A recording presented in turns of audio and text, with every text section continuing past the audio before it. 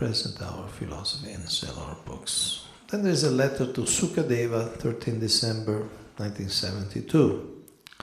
We need, what need there is for some special instruction for me, but if you want, I must give, because you're serving Krishna so nicely. So in that case, my request to you is that you enter into the universities and colleges wherever possible and preach there with a view to recruiting some first-class devotees for helping me manage and push on this movement all over the world.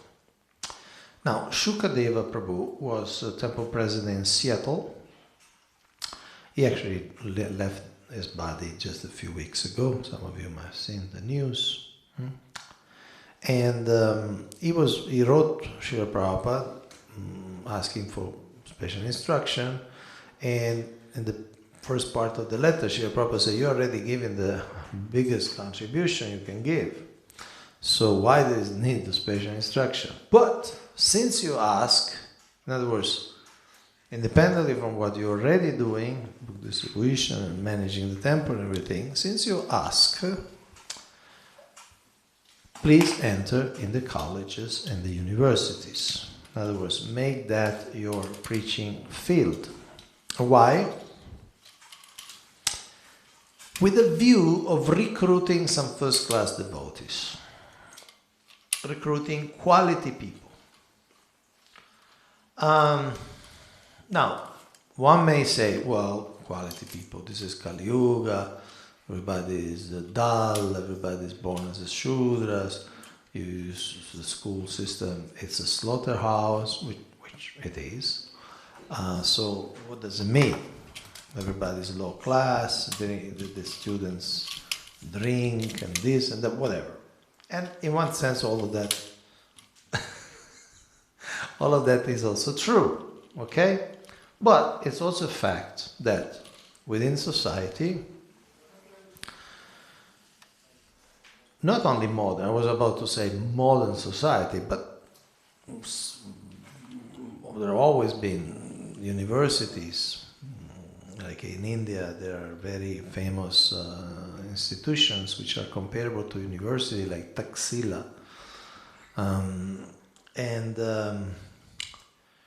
So the way the world runs is that the future leaders, the future professionals, the future influencers of society,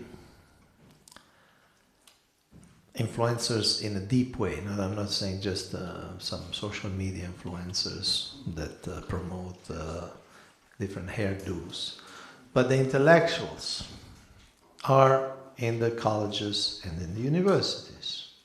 And they're trained to think. Now, you may say, and you will be right, that often, most of the time, what they think about is nonsense or is material. But the skill of thinking remains valuable. It's like if you drive a car, you can just drive down to the beach, okay?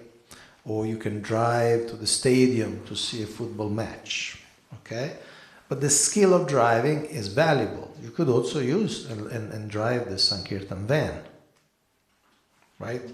So the skill of driving, it's neutral and it's a valuable skill. In fact, often those who don't know how to drive, those who don't have a driving license, they may feel a bit limited.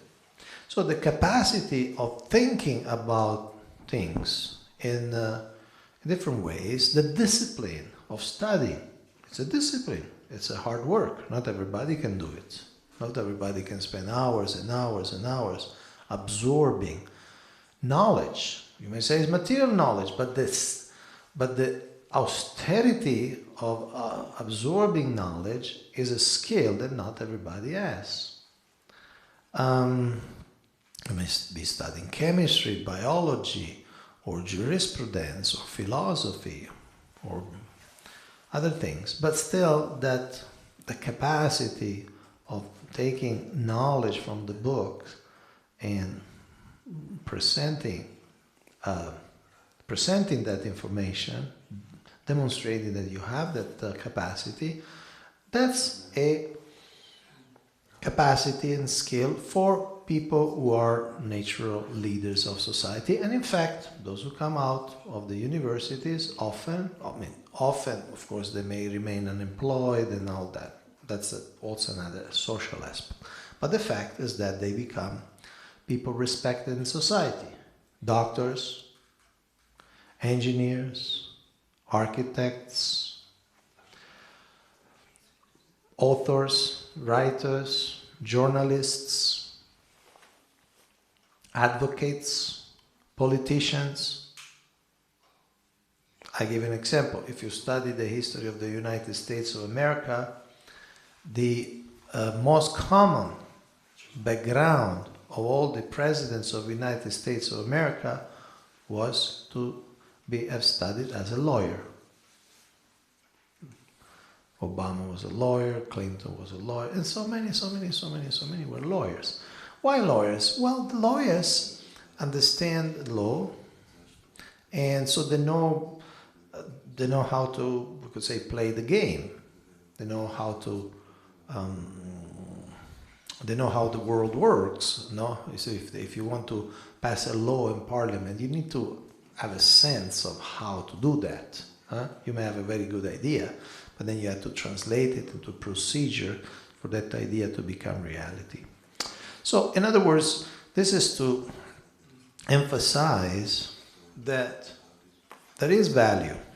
And this is the fact that Srila Prabhupada was saying, recruit some first-class devotees in the college and universities, because there are people who are more intelligent and more trained to think than the rest. I give you another example. Srila Prabhupada was alone in New York, pretty much struggling. This is even before forming Iskcon, having the first disciples. And he wrote to a god brother that, oh, you want to send some brahmachari, but send him only if he speaks English or is very good at mridanga. So, in other words, somebody who can give a cultural contribution. If he speaks English, of course, at the time in 70s, Bengali brahmachari who speak English were pretty rare. So, English means educated as being exposed to training already. So, and of course, in America, I can speak English. Or, at least, is a very good mridanga player, so he can do some kirtan mela. I'm joking. He can do at least some nice kirtan and attract people through that. Okay, but the letter goes on because the organizers, in their wisdom, not only said, okay, enter the, but also wanted strategies. So here Srila Prabhupada talks about strategies. This is not the stress. Overall, there is a shortage of first-class, experienced men to manage things just to the highest standard, as you are doing. Therefore, I'm calling upon you, the big leaders, to push this idea forward, namely to attract some educated men to join us. See, there is, for instance, this website, the Pew Research Center. You heard about that? It's an American website. They study religion, sociology, and for instance, once they publish the level of education of the different churches or religions in America. Now, Hindus were pretty high on the list because, of course, Indians who go to America generally they are already educated. They don't bring sweepers, or they bring engineers and doctors like that. And you see that certain religious group are more educated. Some are less. Like, say, Jehovah's Witnesses, generally they attract very simple people. Okay? And we could see that, okay, they have numbers, but they're not making much inroads in society. Society don't consider them, they don't ask them what they think about running the society, things like that. This idea of shortage of first class In one sense, I was just a few weeks ago, an Iskcon guru was saying in a sad way that one problem of our society is that there is a very low cultural level. That we attract low cultural level. In other words, we attract people with not much culture. Even, I'm just saying, material culture. So it's like so hard to come to a level of understanding, and sometimes even understanding of the importance of legality, the importance of following the rules, even of the society, or the capacity of presenting themselves to the society in a way that people feel inspired. Yes, I can take shelter in these people. These people have arguments, these people have contents, these people are balanced, these people are mature. And for people who come from low class or disturbed background, it's very difficult. Just the language, as soon as they open the mouth, people understand this person is not educated, and they tend to not to take them seriously. And so this is a big, it's a big issue, because Srila Prabhupada wanted that this society be the head of the society, this International Society for Krishna Consciousness be the head of the society, be the Brahmanas. And of course, in theory, everybody can become a Brahmana, but if somebody is already a thinking person, an educated person, a normal person, a sane person, that's much easier. It's much easier. It's like if you say, this is an imaginary scale, okay, you have to be here, a Brahmana, self-controlled, intelligent, a teacher. Not all Brahmanas are intellectuals. I don't want to give this impression. Some Brahmanas are very simple, but they're self-controlled, they're satisfied, and they might focus on things which don't require a lot of, what you call, intellectualism. But still, but when you have a society which is a preaching society, we need people who can present the philosophy, who can understand the world, who can adapt our message without compromising it to the audience, and understand how the society works, make a strategy how to be most impactful. So if you need the people of this level, and say, okay, if you get people at this level, then you can bring them up, okay? Then if you bring people at this level, then to bring them up is very hard and probably won't happen. And what if you bring people at this level, it's a major effort even to bring them to the normal, say, functional human being level. It's already an effort. And sometimes you see some devotees, it takes a lot of energy for them and for the movement just to bring them to a level of functionality like that. So Srila Prabhupada is saying, there is a shortage of first-class experienced men to manage things. Therefore, I'm calling you about the leader to push this idea, attract some educated men to join us. Because when you start with educated men, now you add Krishna, you have something of value. The famous analogy that you heard a million times, the many zeros, when you put one, becomes becomes valuable. Now, there is a difference between 1 0 and 2 0 and 3 0 and 4 zeros and 5 zeros. You may say, no, but it's all zero. Well, it's zero because this whole world is a dream. So in a dream, either you are a king or a sweeper, in one sense doesn't make any difference. It's a dream. In the morning you will get up and you are neither a sweeper nor a king. So in the philosophical, ontological sense, yes, everything is at zero. But in the preaching strategy, these zeros have different weight. Because say you have 1 0, then you put 1 in front. Then you have 10. Okay?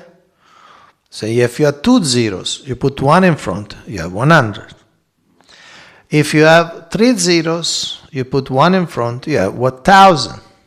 If you have 6 zeros, you put 1 in front, you have 1,000,000. And so on. Okay? So Srila Prabhupada says, go for the 5, 6, 7 zeros. Because when you put Krishna, you have something of value.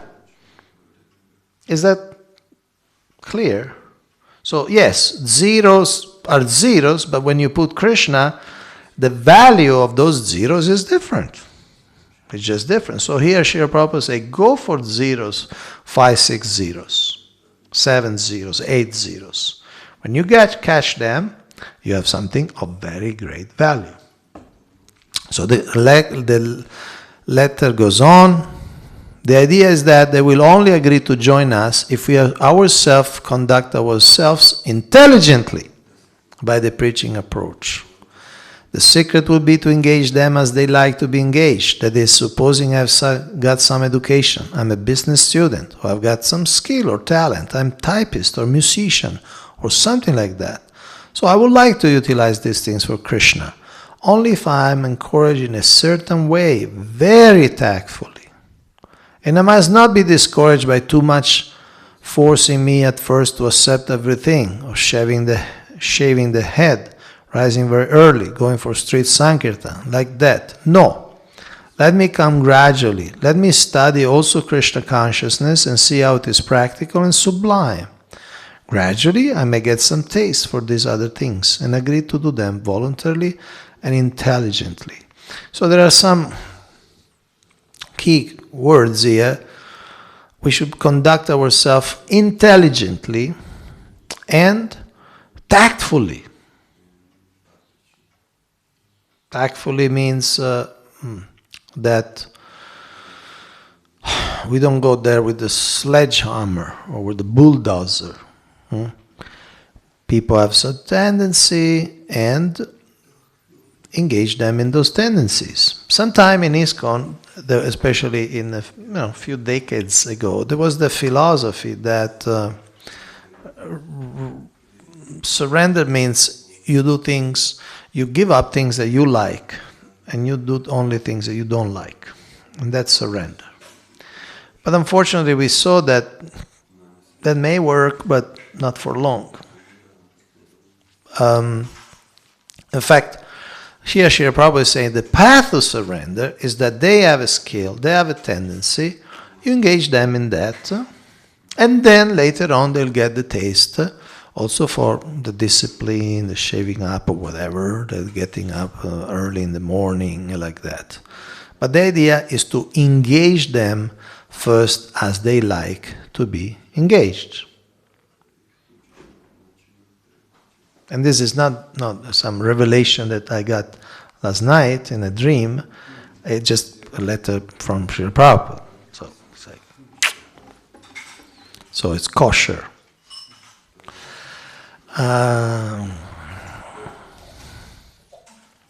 Okay, but the letter goes on. We are not dogma or like army camp. No. So you know this art. How to attract and engage men. So aim yourself at the top class of men. And give them every opportunity and facility to become convinced of our philosophy and engage themselves to their satisfaction. That will be the best contribution. Now spread this idea also to the other leaders. So again and again in different words, educated, first class, top class, Srila Prabhupada stresses, when we put our aim at the top class, then we get something very, very valuable. We get something very, very valuable. Now, is it possible that you have somebody completely uneducated and then you attract them, somebody poor, uneducated? Yes, it's possible. You also have to see why he's uneducated. I mean, even Steve Jobs and the Bill Gates were dropouts. But they were not dropouts because they couldn't complete the course. They were dropouts because they're feeling, I'm wasting time here. I could do much more outside these four walls of a college. But those are different.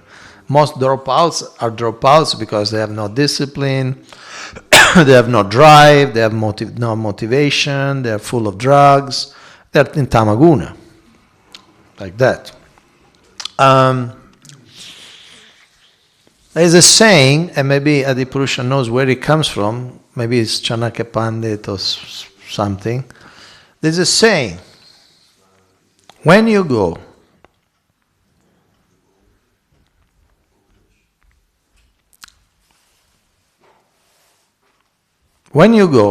into the cave of the lion, you might find the jewel which is on the forehead of the elephants. But if you go in the cave of the jackal, maximum you find the skin of a donkey. You heard about this? Never heard? I don't know where it comes from. Sounds like Chanakya Pandit or Panchatantra or something. What does it mean? First of all, why the jewel of the elephant? Because in India, sometimes the elephants were adorned with jewels, okay? And a lion, sometimes lions attack elephants. Nobody else attacks elephants. Huh? And so if you go in the cave of the lion, you might get this very valuable jewel. But it's the cave of the lion, so there is some risk involved. It's not just any shopping mall. It's a cave of the lion. So there is a risk, but there is also return on your investment. Now, if you go to the cave of the jackal, there is no risk. I mean, jackals, I don't know, in Mayapur we have many jackals. They're very afraid, they're very kind of cowardly animals. You just say, go, they go. So you go in the cave of the jackal, there is no risk. But what you can get, maximum the jackals, in their good days, they can hunt a donkey. And donkeys, they're not adorned with jewels. So maximum you get some skin of a donkey. So it's easier, but also the return is very less. So colleges, university are like the lion's den. Jai Shri Krishna Chaitanya Prabhu Nityananda Shri Advaita Gadadhar Shivasadi Gaur Bhakta Vrinda. Are like the lion's den because their people will be sharp and will be challenging you and but they will not just accept. They're not desperate. They have a life in front of them. They have a career. They have options in life, and they're thinkers. And so they will not just accept. They will challenge the philosophy, challenge the theology, challenge the way you dress, challenge the way you eat. No, you're vegetarian. Why you're not vegan? Why this and that? They will challenge you. But if you satisfy their mind, then they can become devotees, and that will be a very, very great gain for the movement. But the letter goes on. In this way, appeal yourself to the high class of men, not the mass. Mass too. We do not eliminate anyone. But if best men are there to run on things, mass will follow later. So, it's a fact. We are not impersonalists, and we are not communists, and we are not stupid. I mean, we try our best not to be stupid. In other words, we understand different people have different weight. It's like a football player. Some players cost more than $100 million. And some player you can get for, 5,000 euros. But then when you have a team made by players that cost, 100 million, 20 million, 50 million, then you can hope to win the Champions League. If you have a team, one guy you pay them 5,000 euros, one guy you pay 10,000 euros, one guy you just pay him 3 pizzas a week for him to play, then you can't expect much. Okay, you can have fun. You can have fun. Run after a ball, kick a ball, but you can't expect to play in the big league. Or if you play, you'll be ridiculized. You know.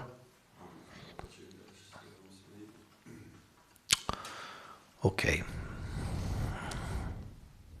So, this is another important letter. This is the third letter I wanted to share. Letter to Satsvarup and Hridayananda Maharaj, so the top, very important leaders in the movement. 9 January 73. Try to recruit some of the intelligent class of student class to take up this Krishna consciousness philosophy and study it carefully. Try to recruit some of such men to become our devotees. There is need for intelligent young men to train them up as the future leaders and preachers, to go all over the world for spreading the message of Lord Chaitanya Mahaprabhu. Okay, this is January 73. The movement is already around for about 5.5 years. Okay, so Srila Prabhupada saw the trends, remember? Right there. There are trends. So the trends, what kind of people join us? And mostly were hippies, and some hippies. There are different tattvas, even within hippie tattva. Okay? Some that were kind of bums, lazy people, into drugs, and that's it. That was their call to hippiedom. But others were intellectuals. Others were looking for something mystical. Others were looking for higher dimension. They were idealists. Okay? So some hippies turned out okay leaders. But here Srila Prabhupada 973 is saying, okay, go into the university, get some intelligent young men. We need those for future leaders and preachers. You can't have always people with a lot of baggage, a lot of anchors, a lot of issues. Those don't become great leaders. And if they become great leaders, they make a mess. They make a mess. Because they have so much psychological, emotional baggage that when they become leader, that becomes amplified.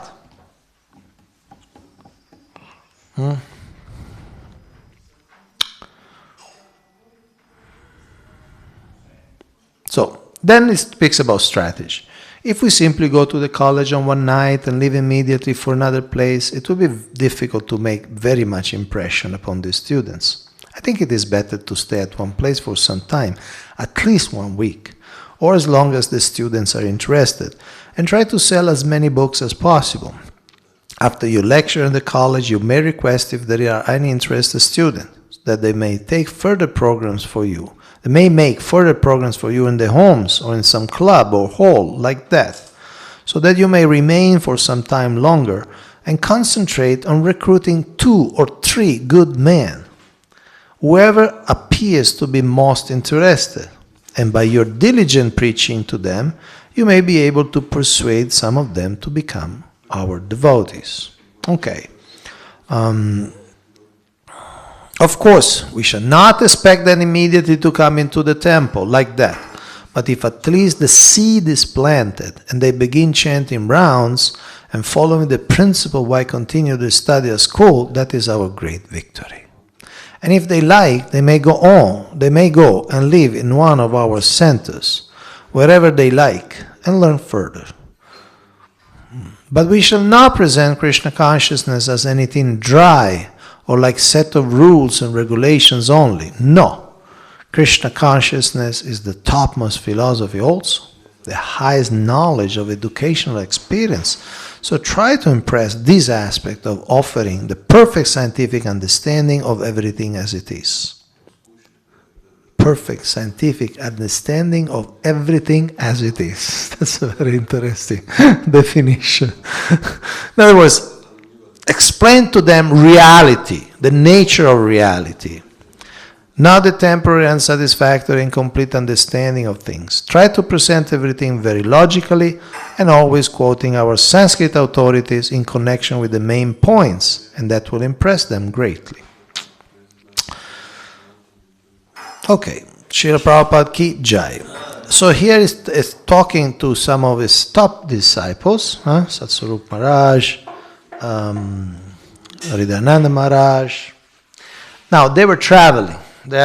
So therefore he says, if you just stay one night, how much can impact can you make? At least stay 1 week. Obviously, for us perhaps it's different because we generally settle in one city, and so we can open, say, a club in a university. Maybe you have, I'm talking in general here, a Bhakti Yoga club. But it's important that we have a regular relation with people and potential devotees. It's a fact. Srila Prabhupada, when he went to Butler, Pennsylvania, okay, there were some programs, the YMCA and other things, but he didn't put so much, what do you call, hope in those. Because, okay, you speak one night, then people go, you don't see them again. He understood the principle of regular association. He wanted his own place so that people can come regularly, listen, and being deeply influenced. This process of socialization, that you get into a certain ambience, a certain atmosphere, a certain environment, and you gradually transfer these values, almost by a process of osmosis, that you transfer the values, transfer your sense of the world, the worldview, and then like that. So it takes time. I mean, of course, it may happen that, okay, you see the person here one day, boom, becomes a devotee. But generally, that's not what happens. Yeah, it may happen like the story of Indradumna Maharaj. Some of you read it, no? They were just there in Ann Arbor, the Michigan State University, and the devotees were there, Vishnu Jan Swami and other devotees, and just he saw them like that. He immediately got super attracted, and he allowed them to be in their house and this and that. So, but that's very rare. So we cannot base our strategy on those rare events. Those happen, Krishna's mercy, there are miracles, but you cannot base that. Just like Srila Prabhupada says, gives it the analogy, sometime you get a honorary PhD, right? It happens, you're a great poet or a great reformer or a hero of some kind, and the university gives you a degree, honorary degree. You don't have to study, you don't have to take any exam. But Srila Prabhupada also explained that's not the general procedure to get a PhD. Okay, so we should not base on miracles, even if in the past some miracles have happened. And so Srila Prabhupada is giving a rational approach. Spend time with these people, tactfully, present. And why Srila Prabhupada? Srila Prabhupada speaks like this because he has faith and he has experience of the beauty of Krishna consciousness. So he knows that somebody comes to Krishna consciousness without being forced, then I will love Krishna consciousness because there's nothing better in this world. What is better in this world? What is better? Better worldview, better description of reality, better philosophy. I'm not aware of any. If you are aware of any, please let me know because I'll go there. So if some people were normal and open and receptive, they listen and they have a very good experience with the devotees. They see the devotees are saintly, they see the devotees are wise, they see the devotees are sweet, they see the devotees are happy, internally happy. Then they say, what is this Krishna consciousness?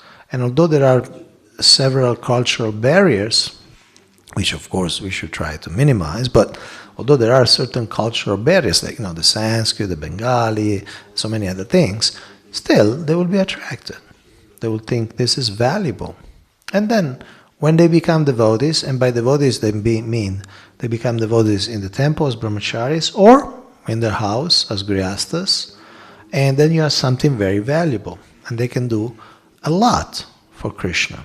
They can do a lot because they already have many zeros. So when you put Krishna, they can do a lot.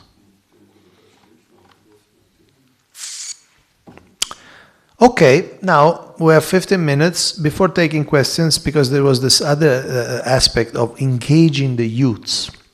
Now, I mean, I think that the ones who gave the title meant our youth. Okay, that's another big topic. Our youth, people who grow up in our movement, they're born, or at least they grow up in our movement, and generally, let me speak frankly, we as a movement, we are not very good at that. We don't have much experience. In fact, we have never even seen Srila Prabhupada dealing with teenagers. We have not seen it. See, we have seen Srila Prabhupada dealing with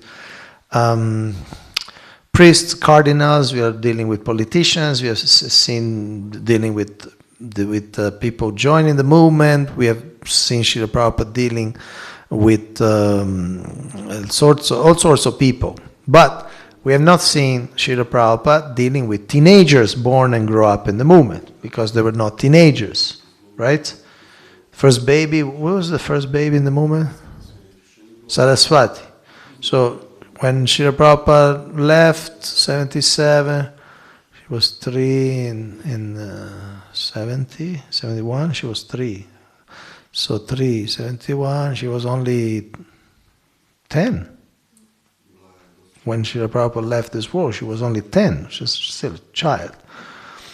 So we have not seen. I mean, it would be nice if Srila Prabhupada stayed a little longer, would have seen, what to say. He gave a lot of instructions, general instruction on Gurukula, on school, not that don't force the children, and so on and so forth. But teenagers, we have not seen.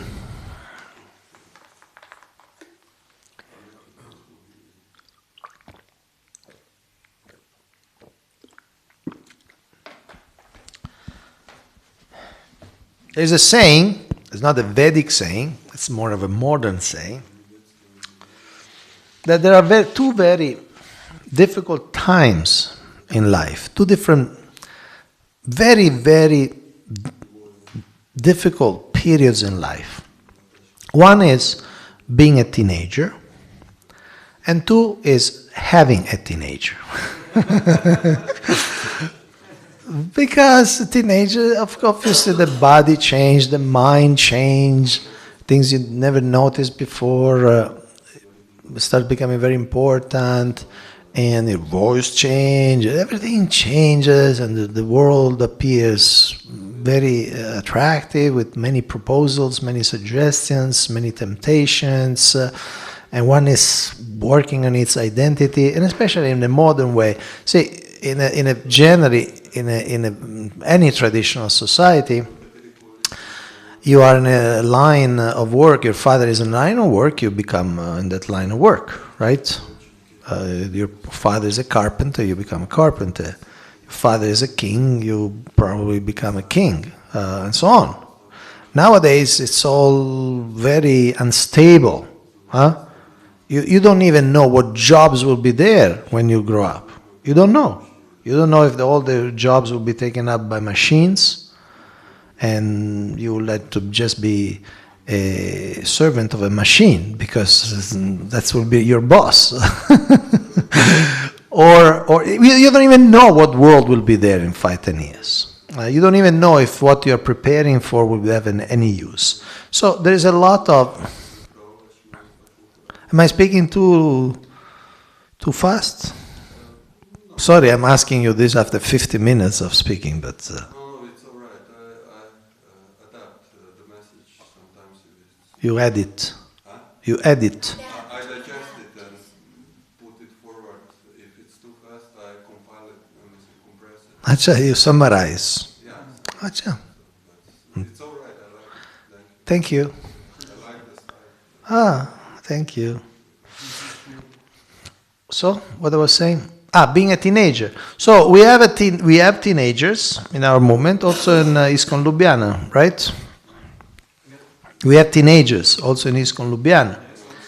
So now, I don't know what's the plan. I don't know what's the strategy. But we need a strategy. Not only for teenagers, because teenagers soon become 18, 19, 20, 21. 22, 23, 24, 25, and so on. You get the idea. I mean, you don't have to explain. So, but the point is that organized religions generally have a strategy for youths. In America, it's very common that any normal church has got the senior pastor, who's really in charge of the church and all and then you have a youth pastor. And the youth pastor just deals with youths. That's his job. And the community pays him full time to deal with youth. Because youth have a different type of energy, and so there's a lot of more playing around and more having fun. But no, with Jesus Christ, and the Bible still somewhat in the center. But that's what they have. They have youth pastors. Generally in Iskcon, we don't have youth pastors. And sometimes we don't even have youth for which a pastor would be needed. In fact, you see sometimes you go to a Iskcon temple and you don't see youth at the Sunday program. It's like the missing generation. Some place, not here, but some place is more like a geriatric club. If everybody at least has gray hair. If everybody has white hair or gray hair. Somebody comes with black hair, they look on suspicious. Who's this kid? I mean, it's a sad thing. See, because we were born as a youth movement, and those youths of the 70s, now they are in their 70s. So then they think still it's a youth movement, but the body changed according to that, the changing body diorama. So it happened. And so we think it's a youth movement, but there are no youths anymore. Often, not always. I'm talking in generalities, in oversimplifications, and a little bit of dramatization. But it's a fact. You go to so many cities, you go to the Sunday program, there are no youths. There are no youths. It's like and if you have no youths, you have no future. Because people who are in their 60s, in their 70s, they're not going to be around much longer. Not only that, but for how much energy, how much adaptability will they possess? So it's a major issue. And we are not even talking about preaching. We are talking about people who are devotees because they grew up, they love Krishna, they love the deities, they like the Maha Mantra. But that's a big question mark. How will they stay in the moment and contribute to the movement and feel identified with the movement? It's a major sociological issue. There is a famous Professor Rodney Stark. He wrote down some 10 propositions why religious movements succeed or fail. And 2 deal with integrating the children and integrating the youth. Integrating the youth especially without watering down the standards. So one thing I've seen in the Iskcon working is that we need to engage the youth and we need to give them responsibilities. One thing happened in a temple in Canada, that the temple president was a Srila Prabhupada disciple. She was in her 70s and as devotees and everything. But somehow the temple was really stagnant, okay? And then people just say, look, the GBC and the regional say, they say, look, we can't go on like this, this place is becoming really like dry. And so they just took 3-4 youths in their 20s, early 30s, and they just gave the temples to them. And now they run the temple. And the first thing they gave them to run is the Ratha Yatra. Just say, okay, you run the Ratha Yatra. And so it became much more dynamic, because also these people know the mentality of the youth. They are always in touch, no? Through WhatsApp, among themselves. They say like they don't have one temple president, but they have like 4 people. They're always in touch, so they're always almost constantly meeting, even if they're not physically meeting. And it seems what I hear that the temple got a really great boost of energy. And of course, birds of a feather flock together. So if there are youths in charge, youth to do things, then they bring their friends, and they bring their peers. And so the whole thing gets a boost, gets as they say, a shot in the arm. So I'll close with this advice, suggestion, experience, observation. When you have some youths, engage them, giving them some responsibility, not engage them only to wash pots. That's not the most attractive thing, no? If you're 16, may not be your dream in life to spend 3 hours on a Sunday evening brushing very large metal pots. So they may do once because you asked, twice, the third time they go to the beach in, what's called the city, Kopek or? Porto Rosso. Next Sunday they go to Porto Rosso. And they say, thanks, but no thanks. So we need to give them stimulating engagements with some responsibility. They can use their brain, because the brain is fresh. Okay, so we have a lot of time for questions, 3 minutes. Yes? Just when I was thinking about the question, you already kind of said something about it, but I think it's kind of important for me maybe. So I'm going to say it anyway. When you were saying tactfully, then how important would you say, would you have some example, is that when the group we are approaching don't express what kind of person they want, how should we think? Don't express? What kind of person do they want, like devotees to send to them? Then how should we think? Okay. What kind of person to send? Because sometimes it's like, I was like 30 years old and I had like, in the classroom, I had like 10 grandmothers, like retired. It wasn't going, my modern style wasn't really good for them. So I didn't have time to adjust. So I don't think it was very successful at the end. So, but sorry, or if you have, you're preaching to grandmothers. Considerations are like racial or age, and education, money, and things like that. So, if I understand you correctly, you're asking what kind of people to send to preach to the colleges? Yeah, is there some kind of method that we should? Yeah, there should be. Maybe not just college, in general. Like we have some group, whatever group that is. How should we approach? Who to send and. Okay, 1 minute to answer. Let's see. I feel almost like in a quiz, not you have to. Okay. First of all, of course, you have to see whom you have, right? Because you may not have the ideal person. So what you were saying, I can go till. 10 minutes. Acha. So, first of all, you have to see whom you have. And seeing whom you have means also look beyond the surface. Like, for instance, I remember once I took a course, communication course. It was Mukunda Maharaj and Nishingananda Prabhu.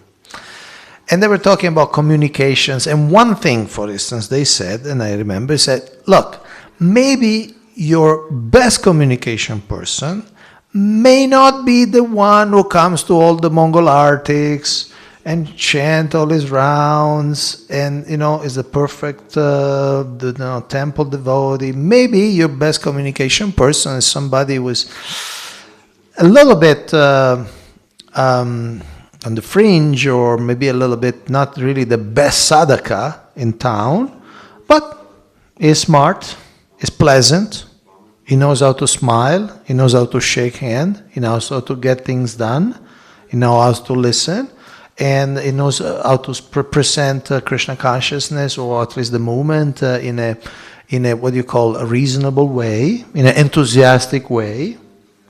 And maybe your best sadhakas is not the best for communications. So when I see, look at what you have, means consider also that we are not just talking about the capacity for sadhana. We are looking for the capacity of interacting with people, just like Srila Prabhupada. He had this Allen Ginsberg. He never became really a devotee or disciple. He was into drugs and was actually promoting drugs. And he had many other interesting habits. But the point is that when he was in front of the big stage, Srila Prabhupada let him sing.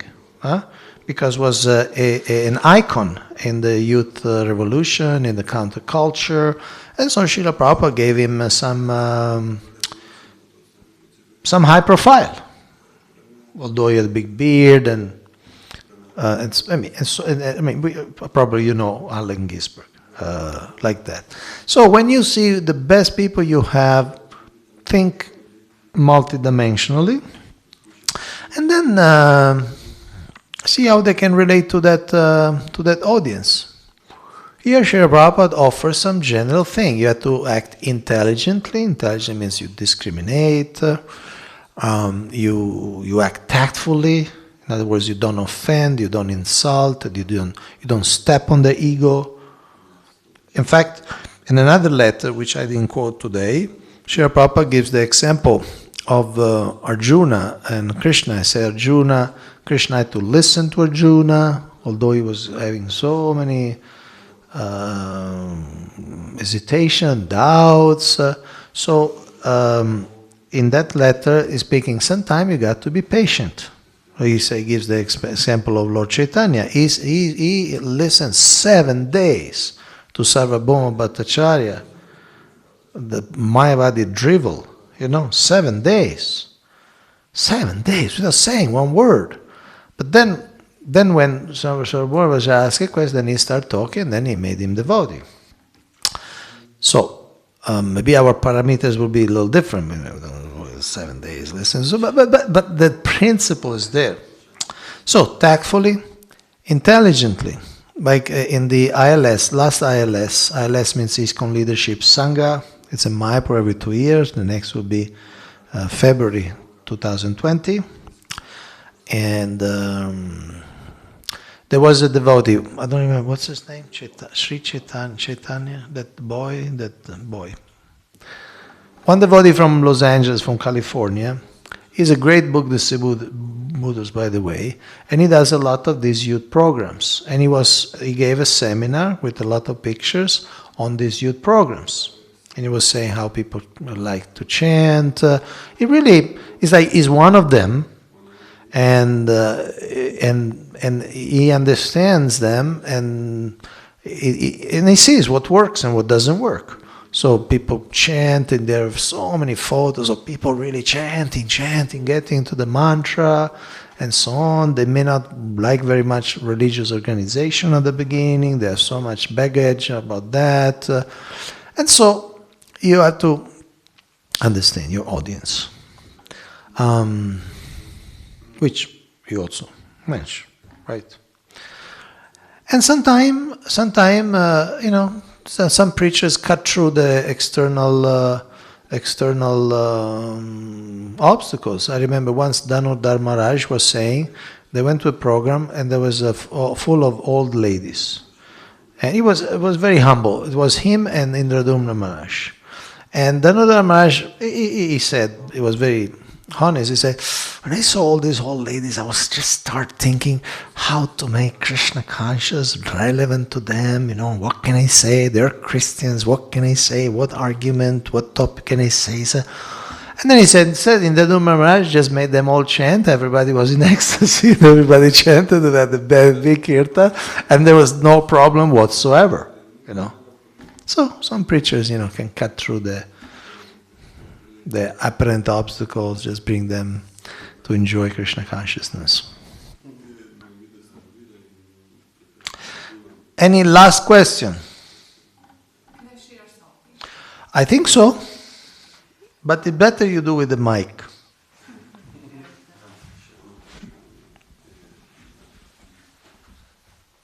Thank you. So in regarding this, that these scholars to whom we want to present our philosophy and our practice also need to be inspired. I have a recent experience that one organization, actually I met one lady who lead this very powerful organization, NGO, and then I told her that I visit India and that I study there and like that, and she was very inspired and she said, I will write a project for the donor, and can I engage you to be a teacher and there to give a seminar on some topic you like? And I said yes. So I realized that Prabhupada really wants to come there and that people never didn't try prasadam, and they also didn't meet anything like Bhagavad Gita or something. So then she said, then donor approved, now you can come, and they really paid me very well. And then I decided 3 topics, so it was a 3 cycle, and one was non-violence and faith and non-violence. So I based this seminar on a 17th chapter of Bhagavad Gita, division of faith. So then I introduced them this kind of faith, goodness, rajas, tamas, and sattva, and they were very impressed. They told me that they only knew about faith and not faith or something like that. So then I divided them into the group, and then I gave them a little paper and written the rules. Someone was like a spiritual leader, someone was politician, journalist or something like that, and I divided them into 3 groups. And then I said, now everyone is a different mood, and now you try one group, it will be like that sattva will win, and other is rajas, and other is tamas, so you just see how you are interact with these moods. So it was really interesting that everybody start learning, okay, this is my rule, but I'm acting like this, and I really go through everything, food in this kind of faith, mind and everything. So they were very happy, and in the end I gave a little meditation. I told them that they now need to meditate on a higher nature of their self, to slowly try to come to sattva guna, and then to try to tell to themselves how they need to can try to become better tomorrow than today. And then they meditate, and while they were meditating, I put a little sweet balls, prasadam, with the notes from Bhagavad Gita, these verses. And when they opened their eyes, then they read these notes from Gita, and they are really happy, so happy, connected with themselves.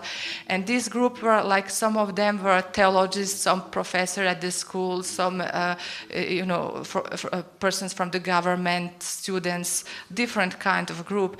And they were very happy, and they didn't want to go home. They said, it's really enlightening, it's really amazing, we're waiting you for the next time, and next time is in September. And now I'm meditating, maybe I can also invite some more advanced devotees to come there to help, because I realized that Prabhupada really wants to give them mercy, and that happened. They were very inspired, and I also very, very inspired too. So it's really enlightening experience. And thank you. So on this happy note, very hopeful note, we close. Thank you very much for your attention, your patience and participation. Jai, Srila Prabhupada ki Jai.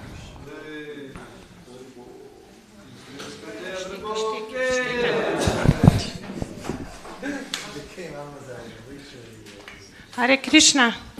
Še eno kratko obvestilo, one announcement. Today is Appearance Day, Radhe Govinda. And Haribo! It's my wife's birthday today. Yeah? But they're Birthday. not, idea, it wasn't my idea.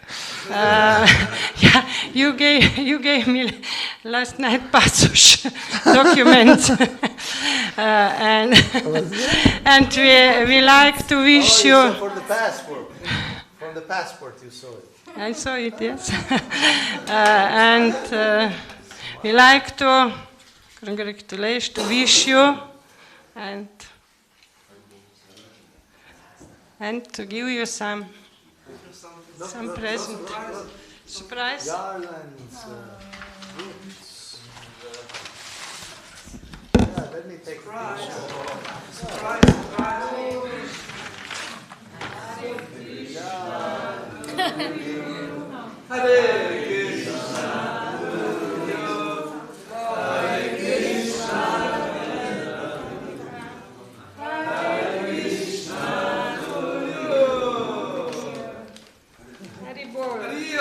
Without sugar, without banana, without resin. Without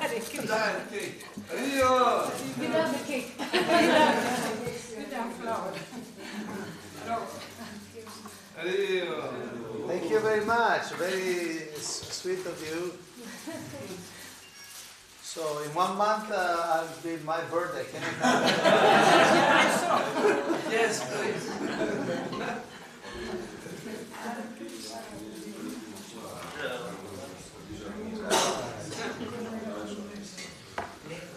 Is this recorded? I wasn't.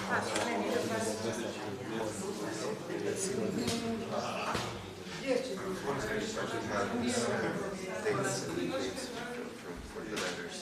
I don't have my phone with me, otherwise I'll write it down. Or you can give me the PowerPoint if you want. That's okay for my reference.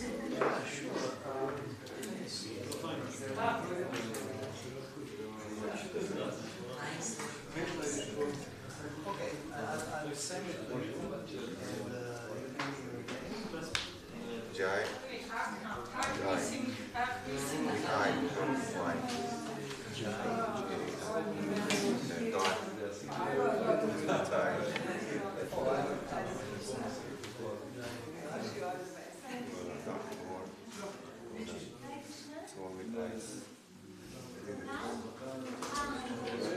Why don't you write it for me? Or you can just send me on Facebook. Well, that would be. I'll send it by email. Let me see.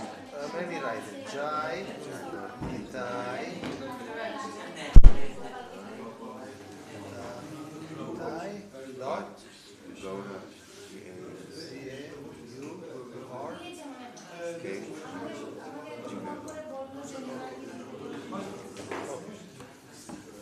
Thanks. problem. I really like this approach. I studied this too.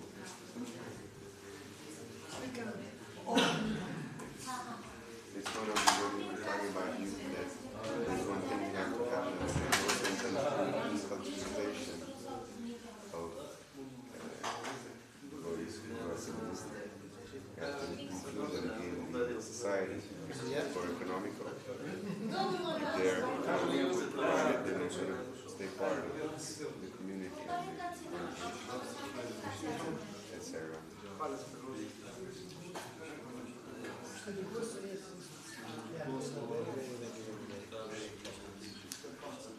Also, this person they give, they're actually friends of devotees. They give them things that help. There's no religious movement. It's like no religious movement has to survive for 100 years after the founding.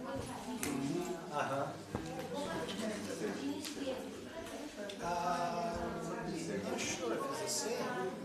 But we need 10 theory. Okay. This one is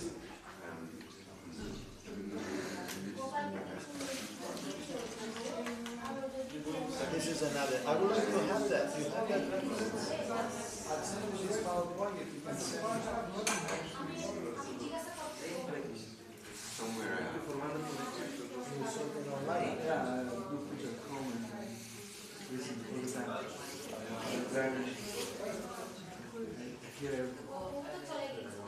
Wonderful.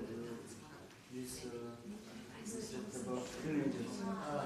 I can experience that also. I have been a teenager. I'd like to hear more about this. Now Prabhu is waiting for us. For us. Not for me and for us. You're here to answer, right? In the afternoon, you have some time in the afternoon? Today, there is a there is something last on the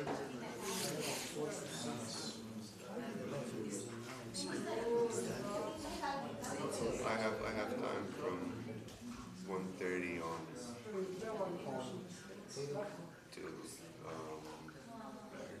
4 o'clock. Let's see if we will arrange something. Because today I can't remember. I have this reference, but I have to find it. I have a reason not to find it again. It's on the internet somewhere. and this is a full cake.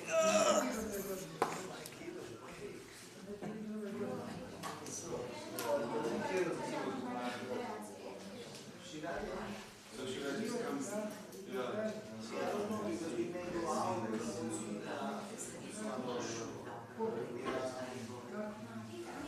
Tomorrow.